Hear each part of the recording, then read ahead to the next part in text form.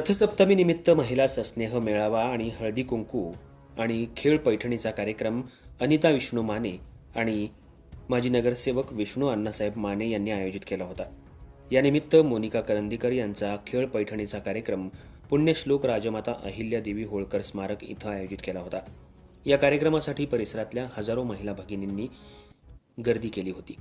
या ठिकाणी प्रमुख उपस्थित आमदार इद्रिसभाई नायकवडी, माजी नगरसेवक विष्णू अण्णासाहेब माने, अनिता विष्णू माने, माजी महापौर दिग्विजय सूर्यवंशी राष्ट्रवादी काँग्रेस पार्टी, सांगली शहर जिल्हाध्यक्ष पद्माकर जगदाळे सर राष्ट्रवादी काँग्रेस पार्टी, सांगली शहर महिला अध्यक्ष राधिकाताई हारगे, माजी नगरसेवक बिरेंद्र थोरात, विलास माने, धोंडीराम अण्णा माने, गजानन कोळेकर, सुनीता जगदने, आयशा शेख, चंपाबाई कागे आणि इतर मान्यवर उपस्थित होते. खेळ पैठणीचा कार्यक्रमामध्ये काही महिला विजेत्या झाल्यात.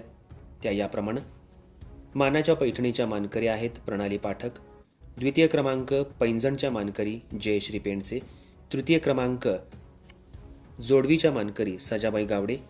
इतर विजेत्या महिलांना 25 आकर्षक बक्षिसं दिली गेली. या कार्यक्रमाचं संयोजन विष्णू अण्णासाहेब माने, माजी नगरसेवक, सांगली मिरज कुपवाड महानगरपालिका, प्रदेश उपाध्यक्ष राष्ट्रवादी काँग्रेस पार्टी यांनी केलं.